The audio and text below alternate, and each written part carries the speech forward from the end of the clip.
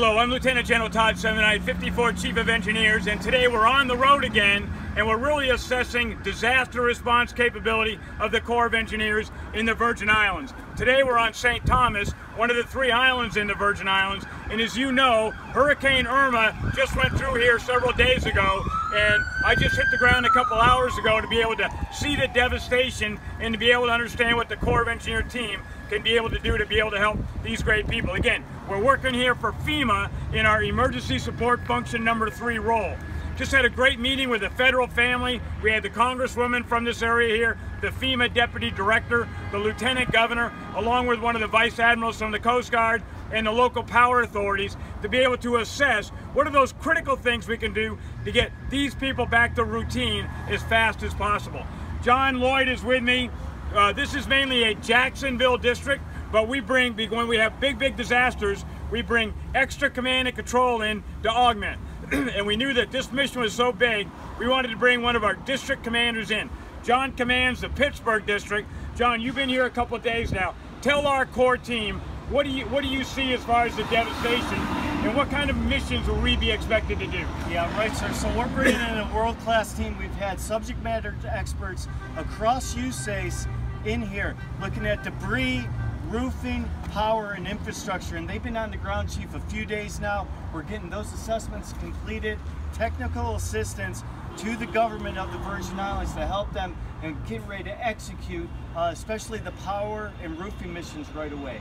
So I think the biggest ones, you and I just went to the power plant, we saw what's going to be needed down there. The thing that really, I think, impressed me was that this entire distribution grid, telephone pole, I mean, these are power poles with overhead lines, has basically been devastated. So regardless of what we do with getting the power plant up and running, it's going to take a long time to get power back. And again, same with the roofing missions, this is going to be a phenomenal issue to be able to get this turned around.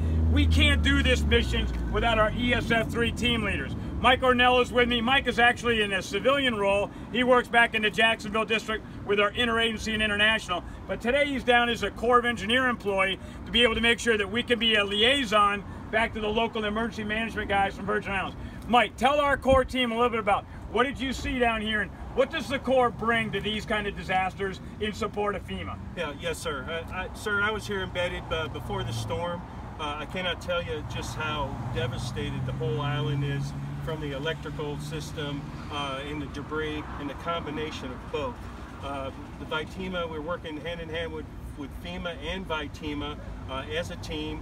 As you know, it goes slow. We're ramping up. I'm really proud to see the Corps civilian team coming in right now, and we're seeing some really aggressive improvement over the last 24 hours and expect the next 48 hours.